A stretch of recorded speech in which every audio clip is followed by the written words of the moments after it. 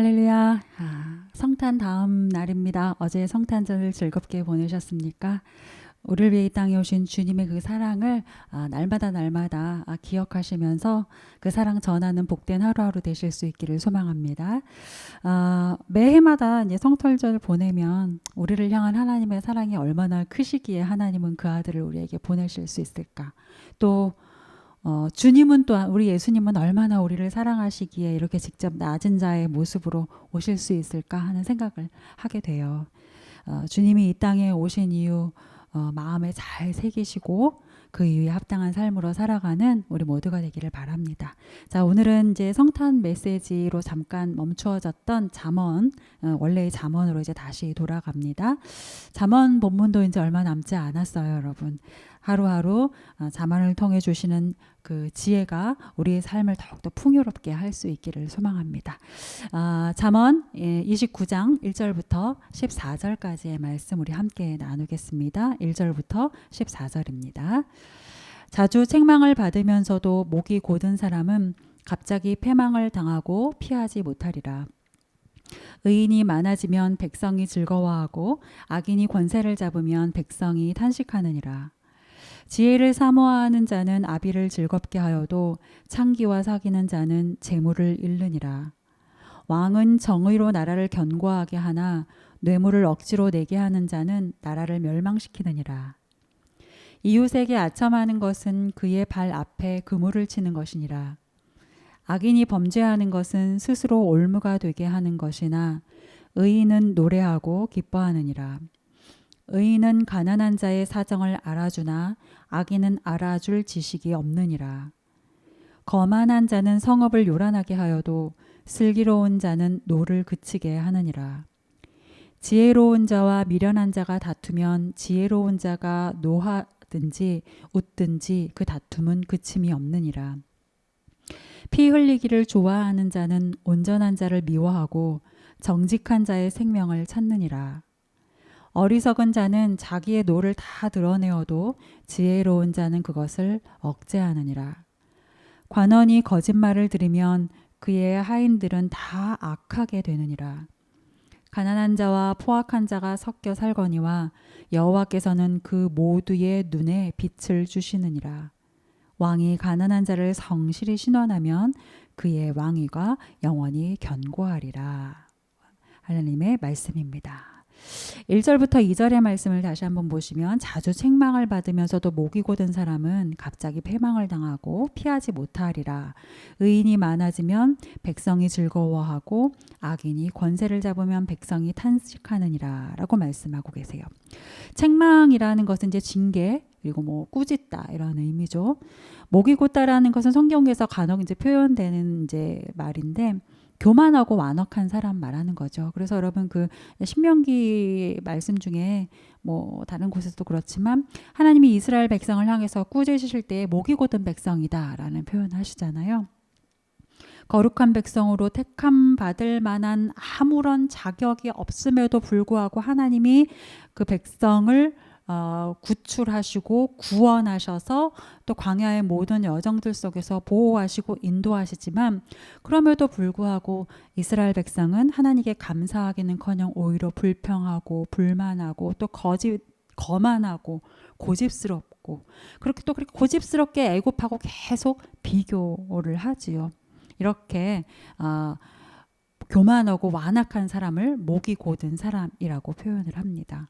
그러니까 자주 책망을 받으면서도 목이 곧은 사람이라는 것은 이런 뜻이겠죠. 고집스럽고 거만한 사람은 주변과의 관계 속에서 이제 계속적으로 문제를 만들고 그 분란을 조장하고 그러다 보면 이제 주변으로부터 징계와 꾸짖음 여러 책망하는 소리를 자꾸 들을 수밖에 없게 되는데 안타깝게도 이러한 사람들은 계속 문제를 일으키면서 계속 책망을 듣지만 계속 그 책망을 알아듣지 못하는 거죠. 그것을 권면의 말로 귀담아 듣지 못하는 거예요. 그래서 다시 또 문제를 일으키고 책망을 듣고 하는 이 악순환이 계속 반복되는 거죠. 오늘 말씀은 이런 사람에게 갑자기 패망이 온다라고 말씀을 하고 계세요. 갑자기 패망이 온다. 그런데 이제 갑자기 패망을 당하고 피하지 못하리라라는 이 갑자기 패망을 당한다라는 것에는 제가 볼 때는 한 이중의 의미가 있는 것 같아 보입니다. 첫째는 이 말 자체가 의미하는 것처럼 목이 곧은 사람은 자신이 영원히 자기가 생각한 대로 될 것이다라고 생각하기 때문에 패망을 생각하지 않고 그 영원한 그 악한 길을 계속 가죠. 목이 곧은 행보를 계속 하죠. 그 길이 영원할 것이라고 생각을 해요. 그렇지만 우리는 알죠. 하나님이 그것을 보고 계시다라는 것을. 하나님이 그 목이 곧은 자의 삶의 모습을 계속 보고 계시기 때문에 그 곧은 자가 생각하는 대로 영원히 되지 않는다라는 것을 우리는 알고 있고 지금 성경이 그것을 말하고 있는 것이고요. 두 번째는 이와 같으면서도 또 아주 역설적인 의미인 것 같아요. 자, 목이 곧은 자에게 오는 갑자기 닥쳐오는 이 패망. 이 패망은 갑자기이지만 사실은 갑자기가 아니라는 뜻이에요. 자, 보세요. 목이 곧은 자는 패망을 맞기 전에 이미 여러 번 자주 여러 사람을 통해서 뭘 들어왔어요? 책망, 꾸짖음, 견책 등을 계속 받아왔죠. 하나님이 사람들을 통하여서 계속 책망하시고 견책하시고 꾸짖으세요. 그러면서 그 책망과 견책과 꾸짖음을 통해서 패망이 점점 너에게 가까이 다가가고 있다라고 알려주셨어요. 계속해서. 그런데 목이 곧은 사람은 그렇게 다가오는 패망이 자신에게 다가오고 있음에도 불구하고 그것을 알지 못하는 것이고 깨닫지 못하기 때문에 그 사람의 입장에서는 그것이 갑자기 닥쳐오는 것으로 느껴져요. 그러나 실은 갑자기 닥쳐오는 것이 아니라 이미 그에게 서서히 패망이 다가가고 있었다라는 것이죠. 지혜롭게 그러니까 책망과 꾸짖음을 귀 기울이고 있었던 사람들은 그 패망이 다가옴을 느끼고 깨닫기에 피할 수 있지만 목이 곧은 자는 그 패망이 닥쳐오는 것을 뻔히 봄에도 불구하고 눈이 어두워 다가오는 패망을 피하지 못하는 것이죠. 사랑하는 여러분, 우리 모두에게 들을 수 있는 귀가 있기를 축복합니다.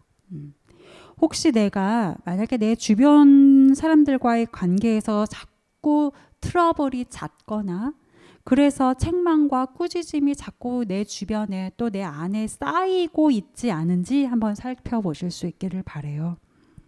그리고 그러함으로 인하여서 내가 책망을 갑자기 맞이하는 미련한 자가 되지 않도록 오히려 귀 기울여 하나님의 말씀을 들음으로 패망을 피하는 자, 지혜로운 자의 삶이 될 수 있기를 소망합니다. 자, 그런데 이렇게 목이 고다 갑자기 패망을 당할 수밖에 없는 이러한 인생이 권세를 잡게 되면 그로 인해서 백성 중에 탄식이 많아진다라고 오늘 2절은 말하고 있는 것이고요. 반대로 겸손한 자, 온유한 자가 많아지면 그로 인해 많은 이가 즐거움을 드린다라고 또 우리 성경은 오늘 말하고 있습니다. 저와 여러분으로 인해서 우리 주변이 즐거움과 기쁨을 누릴 수 있었으면 좋겠습니다. 저 사람이 있으면 누구누구가 있으면 참 즐겁고 관계가 풀리고 기쁨이 넘쳐나 이럴 수 있다면 이것이야말로 복 중에 복이 아닐까 싶습니다. 오늘 하루 그러한 인생 되실 수 있기를 바랍니다. 3절부터 4절 말씀 함께 다시 보시겠습니다. 3절부터 4절입니다. 시작. 지혜를 사모하는 자는 아비를 즐겁게 하여도 창기와 사귀는 자는 재물을 잃느니라. 왕은 정의로 나라를 견고하게 하나 뇌물을 억지로 내게 하는 자는 나라를 멸망시키느니라. 여러분, 우리가 인생을 살아가다 보면 여러 다양한 관계들을 맺게 되죠. 다양한 관계들로 우리의 삶이 이루어져 있습니다. 나면서부터 자동적으로 내 선택과 상관없이 자동적으로 맺어지는 관계가 있는가 하면 예를 들어 가족과 같이 그런 관계가 있는가 하면 살면서 필요에 따라서 이렇게 맺어가는 관계들도 있죠. 또 이런 관계를 처음 시작하는 것들도 매우 중요하지만 이러한 관계를 어떻게 혹은 무엇으로 유지해 가느냐도 참 중요합니다. 계산 없는 진정성으로 맺어가는 관계가 있는가 하면 내 필요나 욕구를 따라서 맺어가는 관계들도 있죠.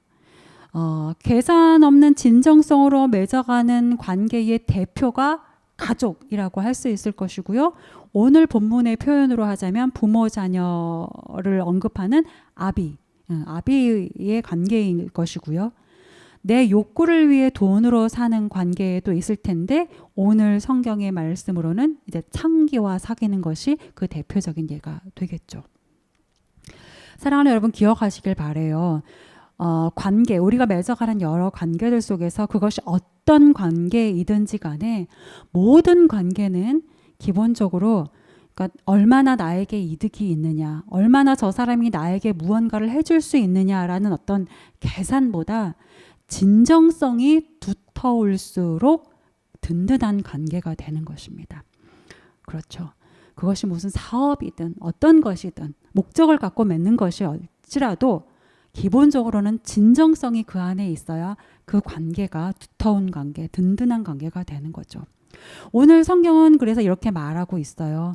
사랑과 진정성으로 관계를 맺어가는 것이 지혜이다.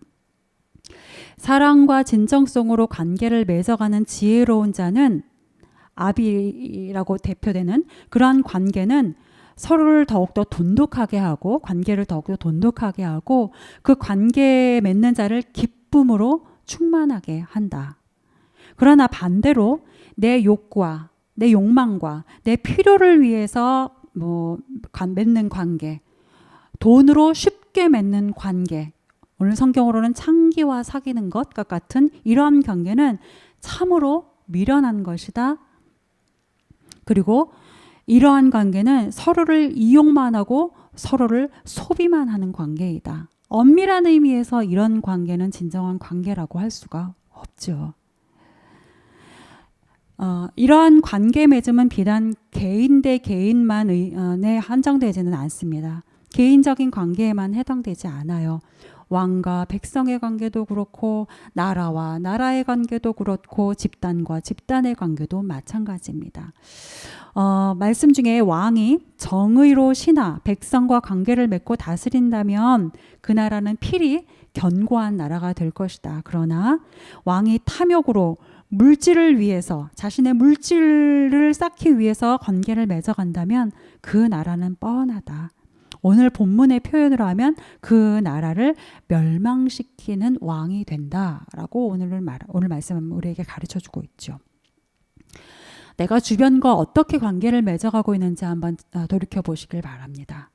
허물없는 진실함으로 내가 주변과 관계를 맺어가고 있는지, 혹시나 저 사람이 나에게 어떻게 대했었는지에 따라서 내가 지금 반응하고 있는지, 아니면 저 사람이 나에게 어떻게 해줄 수 있을지를 계산하는 것을 근거로 관계 맺고 있지는 않은지 좀 우리 자신의 삶을 돌이켜 보시길 바래요. 여러분, 예수님이 우리에게 그렇게 관계 맺지 않으셨죠. 예수님이 우리 한 사람 한 사람을 향하여 계산적으로 관계 맺지 않으셨습니다. 그분은 우리에게 우리가 어떤 것도 해드리지 않았음에도 불구하고 우리를 구원하여 주셨고, 우리가 무엇도 해드릴 것이 없는 존재임에도 불구하고 자신을 아낌없이 다 우리에게 부어주시지 않으셨습니까? 그럼에도 예수님은 우리를 이유 없이 대가 없이 진실하게 대해주시는 분이셨다라는 것 우리가 기억하면서 나는 오늘 내 주변과 어떻게 관계를 맺고 있는가, 그 관계의 가장 깊은 저 바닥 기본에는 근거에는 무엇이 있는가, 내가 정말 진실함과 진정함으로 관계 맺고 있는가 한번 살펴보시고 진정성이 있는 관계가 풍성해지는 저와 여러분의 삶이 되기를 소망합니다. 계속해서 5절부터 7절까지의 말씀을 다시 보십니다. 5절부터 7절 말씀입니다. 이웃에게 아첨하는 것은 그의 발 앞에 그물을 치는 것이니라. 악인이 범죄하는 것은 스스로 올무가 되게 하는 것이나 의인은 노래하고 기뻐하느니라. 의인은 가난한 자의 사정을 알아주나 악인은 알아줄 지식이 없느니라. 자, 아첨이라는 건 이제 거짓말로 칭찬하는 게 아첨이죠. 여러분, 왜 아첨을 할까요? 이웃에게 왜 거짓말로 칭찬을 할까요? 네. 이웃을 위해서 아첨하나요? 아니죠. 나를 위해서 이웃에게 아첨하는 거죠. 아첨은 다분히 나를 위해서 하는 겁니다. 나의 유익 때문에 하는 거죠. 만약에 정말 이웃을 위해 하는 것이었다면 아첨이 아니라 진솔하게 얘기를 했겠죠. 예. 아첨은 나를 위해서 거짓으로 칭찬하는 것이고 거짓말로 상대를 이렇게 후리는 거예요. 그러니까 이웃의 입장에서는 그 들려오는 아첨의 말이 칭찬처럼 얼핏 들리겠지만 사실은 그 발에 그물을 놓는 것, 올무를 놓는 것이나 마찬가지인 것이죠. 오늘 6절은 그렇게 남의 발에 아첨이라는 것으로 그물을 치는 자는 결국 스스로에게 올무를 놓는 것이다 라고 말하고 있어요. 나를 위해서 남을 이용하고 범죄하는 것이 그 당시에는 남을 향해서 하는 것 같아 보이지만 그렇지 않다는 거죠.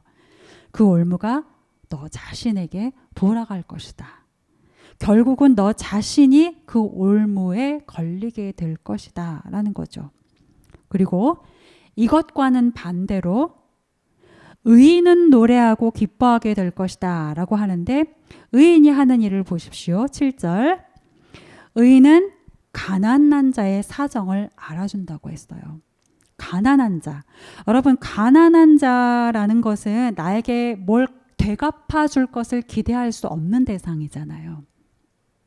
내가 베푼 대로 나중에 그대로 혹은 그 이상 나에게 다시 갚아주겠지를 기대할 수 없는 대상이 가난한 사람 아닙니까? 그러니까 7절에서 의인이 가난한 자를 향하여 무언가를 기대하고 남에게 선행하는 것이 아니라 기대 없이 그저 진정성으로 오늘 이제 앞에서 3절에서 얘기한 것처럼 그저 진정성으로 이웃을 대한 거예요. 네. 악인은 나의 유익을 위해서 남을 이용하지만 의인은 그저 진실함으로 대가를 바라지 않고 이웃을 돌보는 것이에요. 그리고 이런 의인은 어떻게 된다고요? 노래하고 기뻐하게 된다고요. 의인의 입에 노래가 있고 기쁨이 있는 것처럼 저와 여러분의 삶에도 기쁨이 있고 노래가 있기를 바랍니다. 저와 여러분의 오늘 하루가 노래가 나오고 찬송이 나오는 그런 하루라면 참 복된 하루겠죠.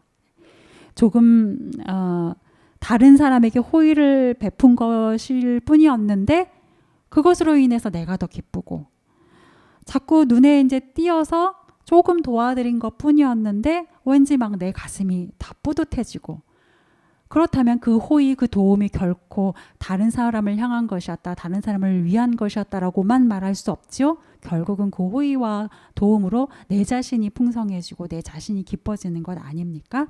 오늘 그런 하루 사실 수 있기를 바랍니다. 계속해서 8절부터 11절까지의 말씀 보시겠습니다. 8절부터 11절. 거만한 자는 성읍을 요란하게 하여도 슬기로운 자는 노를 그치게 하느니라. 지혜로운 자와 미련한 자가 다투면 지혜로운 자가 노하든지 웃든지 그 다툼은 그침이 없느니라.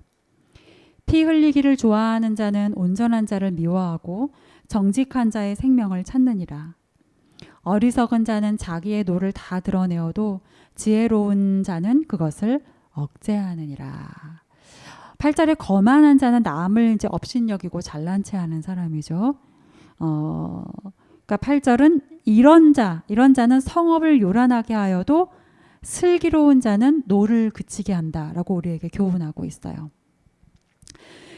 뒤에 있는 슬기로운 자가 노를 그치게 한다라고 하는 것을 좀 염두하고 다시 앞에 거만한 자를 보았을 때 거만한 자가 성읍을 요란하게 하는 요인, 원인을 무엇이라고 우리가 알아챌 수 있습니까?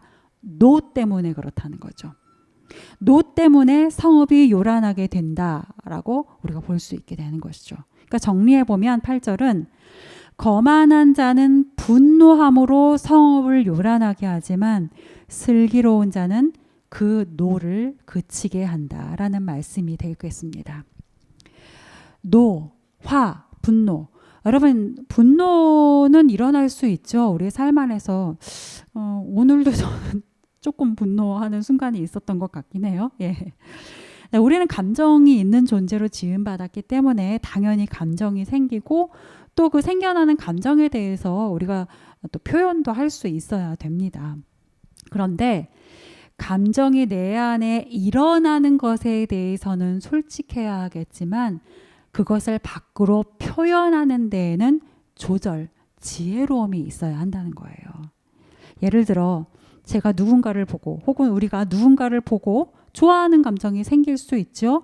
그러나 내가 누군가에게 그 호감을 이제 표현한다고 했을 때 그 표현의 대상, 그 대상자가 나의 호감을 표현해도 되는 대상인지 또는 이렇게 이만큼 표현하는 것이 상대방에게도 기쁨인지 분별력이 필요하죠.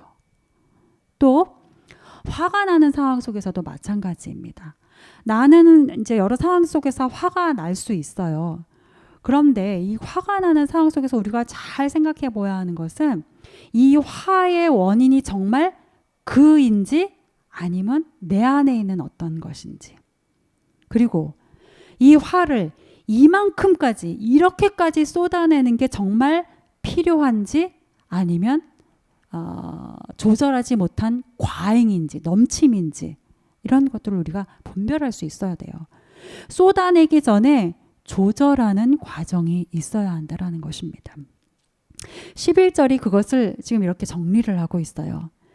어리석은 자는 자기의 노를 다 드러내어도 지혜로운 자는 그것을 억제하느니라. 호감을 잘 조절하지 못하면 여러분 요즘 이제 뉴스나 뭐 이렇게 사건 사고들 보면 스토킹이라는 것이 또 분노를 잘 조절하지 못하는 것이 얼마나 큰 사회 문제가 되는지 우리가 보고 듣지 않습니까? 호감을 잘 조절하지 못하면 스토킹이 되는 거고요. 분노를 잘 조절하지 못하면 묻지마 폭행 혹은 뭐 분노 조절 장애 그로부터 비롯되는 여러 사건 사고가 되는 것입니다. 그리고 이런 것들은 개인의 문제를 넘어서서 사회적 문제가 있고요.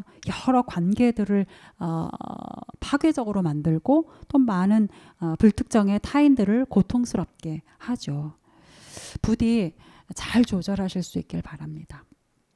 오늘 하루 살면서 제가 예언하는데 분명히 욱하는 순간이 올 거거든요.